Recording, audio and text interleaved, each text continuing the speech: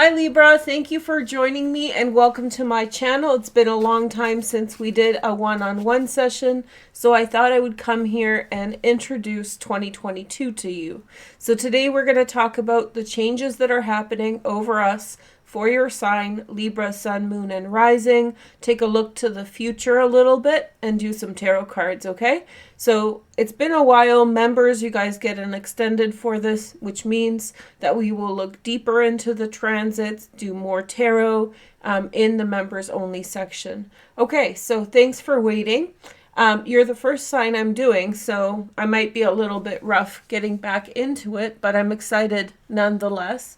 I thought I would just show you guys how the transits are moving through the next 2 months. So we start in December. This is last year. And then you can see sort of the transits moving through the chart as we talk about it. So there's 4 main things that bring in this new year. So we're not talking about the whole of 2020. We're just talking about this year. First of all, we have a nodal change. This means that the North Node and South Node have moved into new signs of Taurus and Scorpio. Some people argue that this transition is huge and that the node switching into the other signs is a very significant time. I am going to do a focused reading on the nodes at a later time, but because we haven't talked for a while, I thought it would be good to kind of bring this, introduce this topic to you now. Now, as the nodes are switching, which is here at the end of December, you also see a big T-square, which is a stress angle onto Jupiter. A T-square is a 90-degree angle from the nodes. This means that Jupiter is applying resistance to the nodes, and so it brings a little bit of tension in the energy. So what does that mean? Well, Jupiter is also changing signs into Pisces. This is happened at the end of December. And so as both the North Node, the South Node, and Jupiter switch signs, they got locked into this 90-degree angle. This means that where we are going in life is somewhere in a friction energy to where we are receiving blessings. So where we're very lucky at this time may not be in perfect alignment to where our heart, our soul wants to go. So where does our heart and soul want to go if we are a Libra, Sun, Moon, and Rising? You're very much focused on change and transformation for the next year and a half. So the North Node will be in Taurus until July of 2023. And this is a very significant transit that I'll go into much deeper in other videos. But suffice it to say, you are going to be very focused on changing your life at this time, going in new directions and trying different things. You may also be very focused on an intimate relationship with someone, as well as sharing your wealth with that person or with significant people in your life. Such things as shared resources with family members, those kinds of things may be important at this time. Now the nodes are opposite each other and the South Node is in Scorpio. This means that at this time there's going to be a release of your individual wealth. So what that means is your reliance on yourself for your wealth will be released, and all the patterns and all the things that you attach to your own equity will be kind of filtered through. So let's say you feel like you put all the financial burden on your own shoulders and you want to do everything yourself. And sometimes that's very helpful, but sometimes we kind of put too much on. So if there is some kind of unhealthy pattern with how you relate to your own money that's affecting the rest of your life, the South Node with Scorpio will allow you to release that. So you have this focus on being with someone else, sharing money with someone else, changing your world, changing circumstances. And Jupiter is forming this square aspect, which means that you're lucky in a totally different part of your chart. I'll tell you about where you are lucky next, but that's kind of the overview of the North Node and the South Node. So this change happened from December until January. There's two ways to calculate the North Node. And so it's kind of the in-between time. It's a transition of about a month long from December to January. Now, let's take a look at your cards for this energy just as an intro. I'll pick 6 cards just to see what you get. And we'll do 6 cards for every single transit that I want to mention to you today. So we have the 8 of Swords. I don't know why my camera's fuzzy. Sorry about that. But this is going well, so I'm not going to give up yet. Okay, so now we have Queen of Cups. Oh, we're already at the end of January here. Hold on one sec. Let me see if I can stop this. So we'll go back to it when I talk about the second part. It really started moving fast on me. Okay, hold on. Time flies, right, when you're having fun? Okay, so I'll go back, and then we'll start it again in a little bit. Okay. So let's get back to the tarot and the nodes. So like we were talking about the nodes in which we are shifting focus towards change and transformation. I feel as though the 8 of Swords and the Queen of Cups suggest that maybe you'll be having certain conversations with people, like you're ready to have a conversation with someone about how your relationship is and how things are. Maybe this is the time when you feel more open to discussing things, particularly with a woman. But I also feel that the Queen of Cups represents you in this situation. Your heart's opening up, and there's some difficult things, which is the 8 of Swords, maybe in some way blocking your way. This is in relation to your 8th house transit, and so maybe it's time to talk. And then we have Death, which is going to come up for you a lot. So I'm going to give you guys a heads up, whether it's my readings or other people's readings. The Death card will show up for you at this time. The Death card just represents change and transformation. Scorpio is the natural ruler of the 8th house. So what this means is that, you know, these themes of change, transformation will be with you, but don't worry. It's a part of life, and it's a good transit. So it's not necessarily pointing to loss or something negative. But I feel as though, yeah, it's time for a change. You're finally ready to let go of something, finally open to have a confrontation even, but a conversation with someone in order to improve your understanding of a problem that's been there for a while. And then we have the 3 of Pentacles next. 3 of Pentacles, which is a good card. Something to do with work. I feel like you'll have a work opportunity. Maybe some of you will be shifting towards working with others more through this time. The 7 of Wands. These are cards I made, so I know they look a little bit different, but I think they're really nice, so that's why I use them all the time. And then we have the 10 of Swords, which is Sun in Gemini. That could be a timing thing. So when the Sun enters into Gemini in May, this might be a time in which you seek change. I feel like maybe you're taking a difference in direction with regard to money or with regard to a career. And I think that it's time for you to let go of something. It's time for you to go in a different path. And that's why these cards are showing up. You need to confront something, let it go, move on. But I do feel like it's in reference to something in the past. Okay, so the next transit I already kind of mentioned, but we can go into it a little bit more in detail. And by the way, like I said, I'm going to talk about these all individually in separate videos. This is just an introduction or a heads up. So Jupiter is, so now we can activate everything. So now we're back in December, and Jupiter, you can see here, moving into Pisces at the end of December. Jupiter will be in Pisces until May, and then will retrograde and continue in Pisces for 4 weeks between October and November. So it'll do very similar movements to what it did in 2021 between Aquarius and Pisces. It's kind of dividing the year in half because of its retrograde cycle.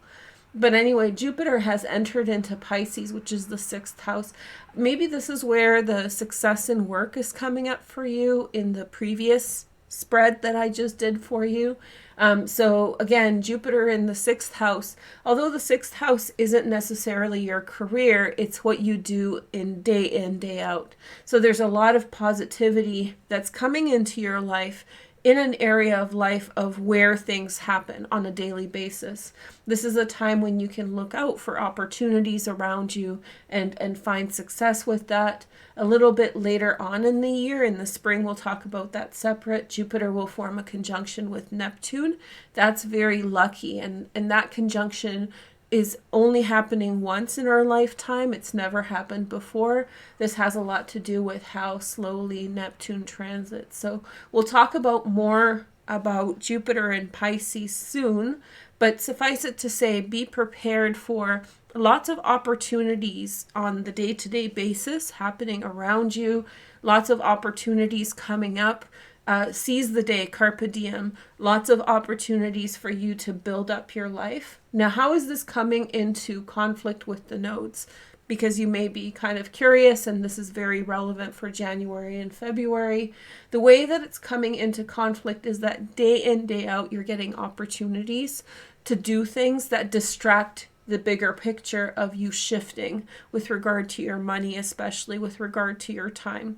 So the shift that I'm seeing for you for the next year and a half has a lot to do with releasing material possessions where you accrue or hoard for yourself, and any unhealthy behaviors or patterns that are attached to you with regard to that, and more of an expansion to be with others, more of an expansion to sharing assets with others, gaining assets from other people, making transformations in your life. So there's a lot for you to think about at this time. And I think your sign's been sort of, how do you say, caught up on, excuse me. Your sign's been caught up on insufficient circumstances. People have not been cool in the last couple years. You've hit roadblocks with circumstances and situations. And that's why this is such a good release for you, because it's time to let go of some people and change your path. But Jupiter on the daily basis is going to give you so many opportunities, so many distractions, people calling you, to asking you to go do different things, opportunities to do things, just daily good luck that may distract you from that bigger picture. And that's what that square is looking like to me. Now let's take a look at your cards for this time period for Jupiter and Pisces. Again, we're going to do kind of a closer deep dive later. This is just an introduction. So we have the 5 of Swords. Okay, so it really feels as though, and I knew this before I started your reading, I expected this. There's a fair bit of you releasing other people, and especially people who don't work in the same direction as you do. There's been a lot of heavy squares in your chart. So that means that from your placement here in Libra, there's a lot squaring in Capricorn. And so that's been a tough ride. It's a transition point. It's a transition point that is pushing you to release. And so the bigger cycle that we're seeing is focus in the sign of Aquarius, which will increase over the next 200 years. And so as an air sign like Aquarius, you're gaining a lot of opportunities. However, there's things from the past that you must release, and Capricorn's been bringing that up. What have you been needing to release? It looks like you've been needing to release stale relationships. Especially what I get from your sign a lot when I read is, people hampering you down. You have a easy breezy, happy vibe. You have a high vibe, strong energy, independent, and just optimistic. And so people around you may try to harp down on that, So our strengths sometimes trigger, bad responses in people. So I don't think it's coming from a bad place or some you know, I don't know, curse or something negative. It's coming from a good place, but it really looks like you're getting caught up in your relationships with other people. The one thing about the sixth house is that it has a lot to do with hostilities to, you know, aggressors, people who are looking for a fight. So, you know, there could be a plethora of experiences. Jupiter has the property, of expansion, so it can just beef things up. So if there's things that have been unaddressed with people, those things may grow and expand through the Jupiter and Pisces transit. But overall, I feel for you that this transit will be very lucky. I believe that this transit of Jupiter and Pisces is going to bring lots of little opportunities, little side quests, if you like RPGs and stuff. So side stories, you know, lots of different things. But it does look as though stay away from people that are causing you obstructions, and you will rise above it, and you're going in a good direction. So it really is a waste of time for you to get involved with petty things. The next energy is the Two of Pentacles. I like this card. See, I feel like a lot of opportunities are coming up for you to deal with on your own. You just don't want to get distracted by other people. We have the the Knight of Cups, Pisces, Cancer, Scorpio, through this time. So when Jupiter is in Pisces, you might have a friend who shows up, who wants to take you out a lot, wants to go for coffee, lunch, whatever. You might just have a friend who's a distraction. So you need to, in some way, enjoy the energy that you have with them, but at the same time recognize the bigger pattern that you need to kind of honor in your chart, which is that of you need to find the serious relationship that you can trust and have faith in, and so forth. The next card is the Strength card, which is the card of Leo, personal strength. So again, I'm getting a vibe from this. You don't want distractions. You want to avoid distractions at this time. Okay, so I'm wary of time, and this is the first one that I do. So I'm, you know, my pacing is a little off and whatnot. So let's keep going. So we did the nodal change. We did the Jupiter and Pisces. The last two are retrograde. So we already are in Venus retrograde in Capricorn, and she had begun the retrograde with a conjunction with Pluto in December. For you, this is concerning home issues and family issues. Again, the theme in your sign is really coming up as, you know, your relationship with family, your relationship with others, the distractions others bring into your life that are not productive. I feel that Libra at this time is very strong on their own and very strong at self-direction. And so other people might just prove to be distractions. So with Venus in Capricorn retrograde, I feel like maybe family members may be at this time requiring your time and attention, which you want to give to them, but in moderation. Venus is going to be retrograde from until January 28th, 2022. She's already retrograde from the end of December, I think the 19th of December. And a date that you want to really look out for is February 4th. That's when Venus creates a conjunction with Pluto, and that is going to be a significant she's going to create a conjunction with Pluto on March 3rd, 2022, because the retrograde started when Venus and Pluto were conjunct in December, throughout December, the 11th through the 25th. This is a very significant date. This is when your relationships with others may unpack. This is when you might get the solution you were looking for. This is when you might get the answer you're looking for. Looking into February a little bit, there's another pattern with Venus retrograde that's evolving. And that being that Venus and Mars are forming a conjunction as she turns direct. So Mars finally catches up to Venus. We're actually here timing it perfectly in the chart. And then because when Venus moves between retrograde and direct, she's still moving quite slow. And so it'll take her a couple weeks to speed up. She's faster than Mars, but it'll take her a couple weeks to speed up. So first we'll see Mars push past Venus, and then Venus moving into a conjunction with Mars.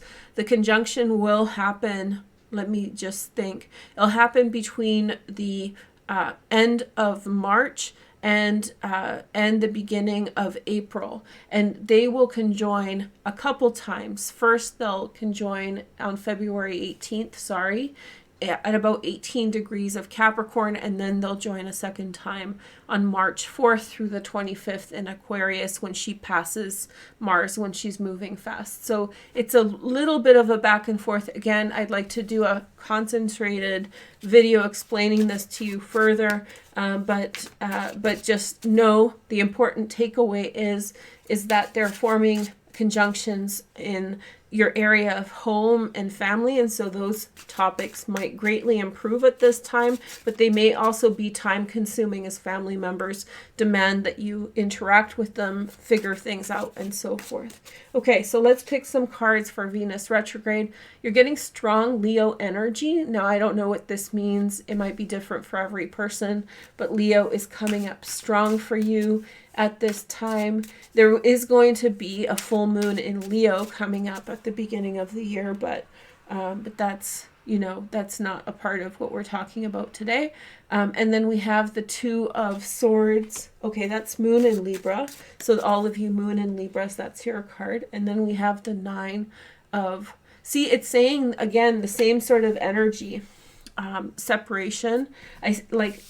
Separation, not because there's such a big problem. Separation because in some way there's no answer yet, and so you take a step back before confronting the issue. That's your strength, is, when you're not ready to say what you have to say, maybe to a family member or something to do with your home, then maybe taking a step back and, reserving your energy or waiting for a better time is a better use of time. And then we have the Wands. Again, I think that you're up for a good beginning with money. And I think that you're up for a good beginning with work. So I think it's positive time for you at this time. Home work balance might really work out for some of you. And new beginnings as well. We have the Hermit card. You're getting very strong cards. This is the card of Virgo, so I wouldn't be surprised if a Virgo wasn't a part of the equation for you. For some of you, not everyone. And it could be a Virgo sun, moon, and rising. So, and then we have 10 of Wands. So a lot of hard work. I know that I can sense that there's a desire for you to interact with people. I can sense that there's a desire for you to... to make amends, to figure things out. But I really, how I read where it's kind of like, I try not to be too, dogmatic or, but sometimes in the reading, the message comes up really strong, and that's the way it's coming up now.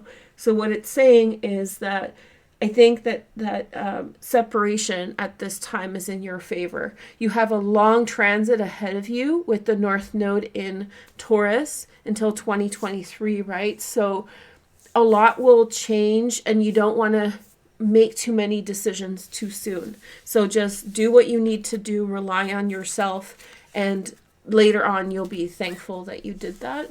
The last transit is Mercury retrograde, and Mercury will go retrograde at the end, January 14th. And so it will go retrograde from Aquarius into Capricorn, and then begin to move direct and re-enter Aquarius, which we're seeing now. This is a chart for February, so we'll stop here. So at the same time as Venus is retrograde in Capricorn, Mercury will begin retrograde in Aquarius and re-enter Capricorn, all centering around Pluto. Pluto is a big planet of power, and so as these inner transits, Venus, Mars, and Mercury create conjunctions with Pluto, a lot of our inner personal life, not to do with like the bigger picture society questions, but in our everyday lives will be addressed. Anything to do with like power structures, who has power over you? Is it your landlord? Is it your boss? But for you, it will be in the 4th house. So it's, it could be family members with whom you struggle, overpower. Those things might really resolve at this time. I think this Venus retrograde is beautiful, and I think that it actually, and Mercury retrograde contributes to that. There's such an energy of reacquainting yourself, talking about things, figuring out, overcoming big problems. And for you, this is happening in the 4th house. And so what that means is that family issues might resolve significantly. So I want to pick some cards for Mercury retrograde. I'm not sure if I'll do a Mercury retrograde dedicated video. It's a lot of extra work, but we'll see. So we have the 2 of Wands first. Okay, so 2 of Wands, change in perspectives. It's talking, opening up, and hearing the truth. Then we have the 7 of Swords. I do feel like some of the things you hear, you'll turn away from. Like some of the truth that you hear will not be what you want to hear, and it's going to actually free you up to walk away. So some things maybe you're waiting on, or you're waiting in some type of relationship, and so it's time to walk away, or it's time to go a different direction. And then we have 3 of Cups. You might be actually returning into a relationship. Now with Venus retrograde, you want to be a little bit careful with that. With Venus retrograde, what kind of can happen or tends to happen is that when it ends, which is on January 28th, it might take whatever has sparked up during it with it. But through the whole period, now Venus overlaps with Mercury retrograde. Venus retrograde overlaps with Mercury retrograde between January 14th and the 28th. So we're looking at a 2-week period. So maybe just be cautious through that time, but then Mercury retrograde might bring some significant change. Now, Mercury retrograde is happening in your 5th house. And Venus, like I said earlier, is in conjunction with Mars heading into the 5th house. And so what may happen is something evolves. Relationship, 5th house is romance and an evolution of things. Released from one relationship, ready for another one, connecting with someone in the past, but maybe waiting until Venus retrograde ends. 3 more cards and then we'll go. We have Hierophant, which is Taurus. And then we have the 10 of Pentacles. This is Mercury and Virgo. And then we have the Hanged. So there's a little bit of a delay. I like seeing all these home cards because, of course, we're talking about this area of the chart that has a lot of, it concerns itself with home issues. Hanged Man at the end is telling me, like, take your time. Things will work out in the end. It looks like everybody loves each other. So if that's your question, I think that there's like a really good connection between people. But I think there's some waiting. So, I'm going to take this back with the members. That's going to be linked in the description, and we can talk about this further. Thank you for watching. Thank you for waiting. And I'll be back soon with more. Thanks, Libra. Bye.